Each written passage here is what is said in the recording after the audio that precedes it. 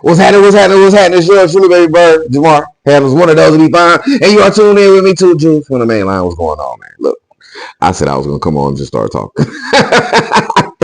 I said I was going to come on and start talking. You feel me? So, that's what I'm going to do. I mean, you may get messages from this, or whatever I say may spark an idea or spark an awareness. I'm just speaking from the mind of mine. I like that. From the mind of mine. How that sound? From the mind of mine. I like that. Let's go. Let's do that. From the mind of mine. This is what we doing today. Hope everybody is having a lovely day wherever you are. Whether it's sunny, foggy, rainy, snowy. Hope it's good for you. Whether it's cold. It's funny I said fall because it's been a very, very blockage of fog around lately when I do see the fog. And if anybody looks up what you would call the dendrolites, that's basically what the dendrolite is. So half the time you be seeing this fog. That's nothing that's being manufactured. We give these companies and these people that do these different things, these different types of scientific experiments that deals with climate too much credit. Sometimes they're not causing everything. I think this has been proven in science and chemistry that everything has a cause and effect. We do live on a live, breathing mechanism you will call Earth or Kai or Tumai or Gaia. Breathes, lives, grows, regenerates. So you will understand that everything is not caused by them. Everything isn't caused by them manipulating the weather paths. So some of this fog you see will be from the dendrolite. Now I ain't gonna tell you where that dendrolite coming from. Now if you go do your research, what a dendrolite is, it comes from a locust flower. It's a light that uses the D's pillar to spray out with the serpent of wisdom coming in it, spitting out whatever the demonstrator wants it to cast out. I would compare it to the movie Fog. Maybe it's the first Fog. Look, this is the only movie I ever had nightmares. And I remember where I was when I saw this movie. I was at a female crib, but I don't remember what female it was, and it was in Atlanta. But watched this movie, The Fog, and I had nightmares about that. That's the only movie I ever had nightmares about. But the fog has come in, set in, and inside the fog, it will be a whole war going on. So that means when the fog came, no matter where it came over, it was a spiritual war going on with inside that fog. Why I say it's spiritual, because it was a war going on, but the actual people on that 3D when the fog came in wasn't seeing it. Now, it took for a certain something to activate and switch over for people to see it. And I'm telling you, people, this day is coming. You know what I mean? Because you ever heard who the masters of illusions are? People think they hold that crown on the 3D.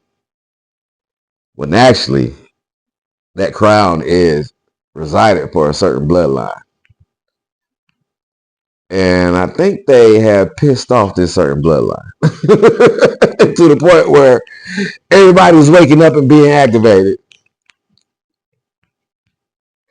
And it's almost like it's a felt feeling through and through. So when I say it's a felt feeling through and through, this means any old beefs has been reconciled. Anything that happened in the past, in a time where the mindset has been stuck on, the conscience has been stuck on, because we know time is simultaneous. Whether you didn't know that or not, time is simultaneous. So everything is really happening right now. I mean, I don't know the best way how to explain that. Something in 1948 on this day is happening right now. Time really doesn't exist. Time is a man-made thing. Man came up with time. I think it was Nikola Tesla came up with the work week. You feel me? 40-hour work week.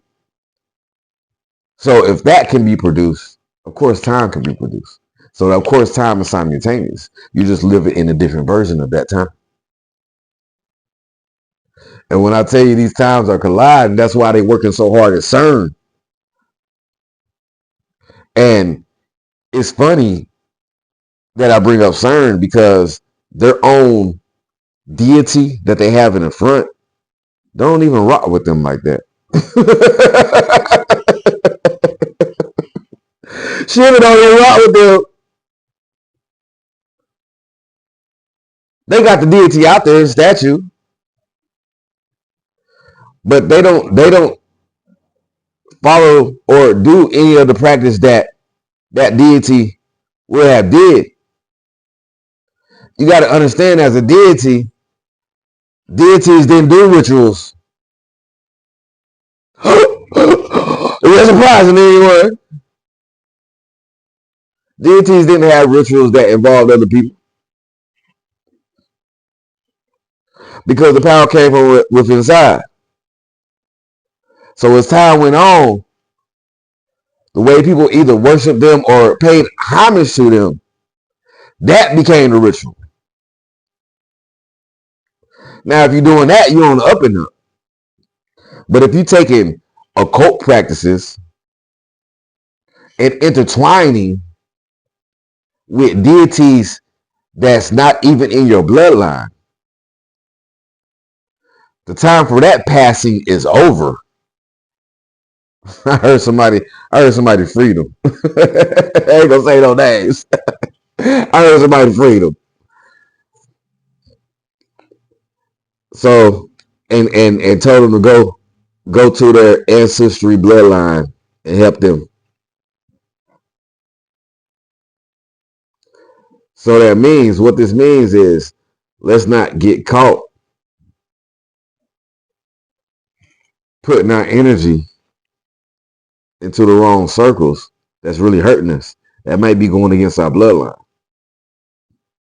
I had to learn that my bloodline had alliances, which there was alliances there, but once I start figuring out who I was, I start going back and making any wrongs that I felt like resonated with me in any deity right. So I started listening to the old stories of any deity that I did any study on, or anybody that I felt resonance with, and I went back in there and made rights with whatever transpired that could be falling over into this time, this lifetime. I tell you, I'll give you one example. So I was like, I know I'm a gatekeeper. You know what I'm saying? I know I'm a gatekeeper. I know I am a portal. I'm a human portal. I know I can bring in any deity that I want to. You know what I'm saying? I know this. So, like I said, when people that was in a 3D when I was around was rejecting me, I looked towards spirit. And when people on the outside were rejecting the things that I was bringing, I start giving that to spirit. So I start digging and seeing what was the problems in spirit in the past lives. What happened? Why are we all at war? Why didn't y'all like each other? Why didn't so I took a liking and a resonance to Horus, Heru. And if anybody knows the story of Heru, which has been plagiarized from lifetime to lifetime, which was the son of Osiris and Isis, if anybody knows the story of that, knows that his uncle, was a Set, chopped his dad up in 14 pieces and spread him across. And Isis gathered all the pieces except his phallus, his penis, and mummified him, brought him back to life, and impregnated her, and had that's the immaculate, you know what I'm saying, the immaculate birth that they get for the Bible, and produced Horus. Horus was produced to avenge his father, right? So of course Horus and Set gonna go at it. When I was going in behind the scenes in spirit and trying to mend some of these, I opened the gate for everybody. You can come out, you won't. You know what I'm saying? And then when Set came up in my mind, I was like, shit, I want to let you out, but I just want to make sure we ain't got no beef. Guess what? Guess what the spirit told me? Spirit said, now I'm going to stay in here a little bit more. I see you healing, so I'm going to heal too. Did you hear what I'm saying? I went to Set like, look, you can come out if you want, but I want to make sure we ain't got no beef.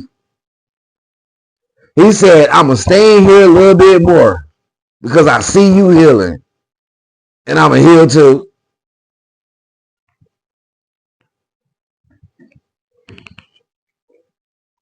I'm really doing works in the spirit. So for anybody out there that's really doing works in the spirit, don't think that your spirit team, your spirit guys will let anybody take you out. It may be some bumps. It may be some obstacles. It may be some things to get around because you may be in an area that's ran by a certain thing that's over people that people may not realize, because just because your life is good don't mean you ain't affected by no dark entity. Just because your life is good don't mean you're, and I would have thought the same way if I wouldn't have had to take this journey. Most of the time it be the motherfuckers without shit that's really annoying. I might get mad at that, but most of the time it be the people without nothing materially in reality that really be the annoying people. And you'll be like, how is that possible? Especially like church, so how is that possible? Let me ask you this, church folks. Don't y'all say Satan run the world? So wouldn't you think Satan would be against you if you really were serving the right God? Wouldn't he be against you to the point where it'll make it hard for you to have anything? Or would, in the world of Satan, you live very good without no bumps, everything all jolly and holy, no obstacles, no spiritual warfare, none of that, and you claim to be anointed? Anointed by who? A man? You got anointed by a man?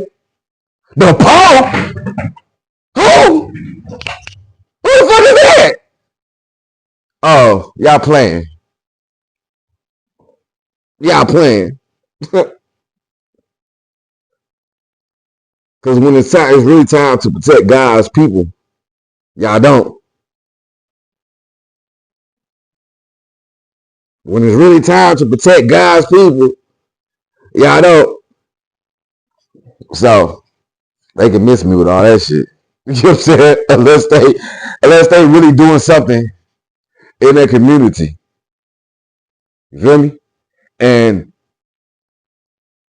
if you're doing something in the community, I commend you, because it is hard to do things in community when you may know or not know the things that's over people's head and people, the territory that people claim, the spiritual territory that people claim. You know what I'm saying? So it is hard to do good for the community without getting bit by that snake. You know what I'm saying? And when I say that snake, I'm talking about that it snake, not that snake of knowledge, not that snake of wisdom. Because people could go into things with the best intentions. You feel me? They can go into things with the best intentions and get bit by that snake because they're growing. And then the intention of helping people and helping grow a community or help innovate new ideas or help innovate new infrastructure turns into running over people, manipulating people, using people for their energy, not really letting people know how valuable they are to the cause that's going on. To the point where they treat them like shit, not knowing that they really need them people. You know what I'm saying? The people not knowing they really need them. You know what I mean? That can turn that way because, I mean, that's how society was built. This society, I ain't gonna say my society because this is not my first time here. When I walk outside at night, I got 6 shadows. You know what I mean? To the point where I know I be scaring people because people be trying to ignore the shit. You know what I'm saying? And it's like, it's to the point where now it'd be like, one of my shadows would be like tall as fuck, then the other one would be shorter, then the other one be shorter than that one, then another one be taller than, like, I was like, man, sometimes at night I'd be like, man, I'm just gonna go in because I got too many shadows out tonight. You know what I'm saying? So I know that feeling, and they say money is the root to all evil. I don't say money is the root to all evil. Attaining things is the root to all evil because you don't know where you would go just to attain certain things that in the long run of things, somebody else might have got there and didn't have to either degrade themselves or look like or compromise some of their boundaries for it. You feel me? So it's like everybody wants to gain this so they can live a certain life. That's cool. You know what I'm saying? But you gotta think of the effects of what's going on. Like, you don't think if you can get it that way, there could have been another alternative way that you could have got it, and maybe you could have kept your respect and your dignity and some of your boundaries. You feel me? Or when you put up that, you see the disdain on others. You see the backlash of them withdrawing because you may have some boundaries. Fuck them. Because one thing I will tell you about that, they will come back around. Because trust me, people will need you before you need them. People will need you before you'll never know who really needs you. It might be praying that you have a change of heart on how you think about them because of their actions. But them same people never thought to come and have a conversation about their actions towards you. They just praying, hoping you have a change of heart. Hey, I would say to that, show and prove. You know what I mean? I would say to that, show and prove. What it said, works is dead without no action. quote from that book. You hear me? So all I'm saying is,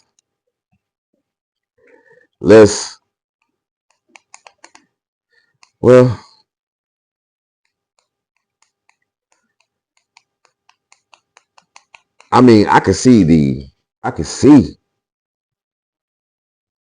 choices that people have and the ways to go, and it will be much easier in a certain way. And I do see sometimes people get coerced to doing things because they may be in a career and this is the best move and this is how everybody does it, and it's almost like having an allergy. You know what I'm saying? I'm not allergic to shellfish. You know what I'm saying? But if you're allergic to shellfish, you might want to tell me, because if I take you out to dinner and have you over to eat, we might be eating crab legs and shrimp. because I like crab legs and shrimp. You feel me? So it's like being trying to get that awareness of the things you're allergic to might help you in moving toward when you enter a career and people might be doing some risky things. Yeah, scary money don't make no money, and taking risks is all about in business. But certain risks are avoidable if you use your common sense. I heard Carlos say this. You know what I'm saying? Carlos 85 South. He say, every time you got a whooping, every time you got discipline, it's because you was acting like you ain't had no motherfucking sense. And what you did is because you was acting like you ain't got no motherfucking sense. So let's try to put some sense into these decisions we are making when we are going at certain people. Because I am seeing a lot of it. And I sit here and it's almost like sometimes I can't even do readings for people because it's so crowded with me hearing people that done did things to me and I'm hearing them. You know what I'm saying? I'm hearing them. Either I'm hearing them in spirit and hearing them in the 3D. And it's like, I don't want to hear that shit. I don't give a fuck if you sorry, you apologize. Like, you know what I'm saying? Like, I'm past that. I don't care.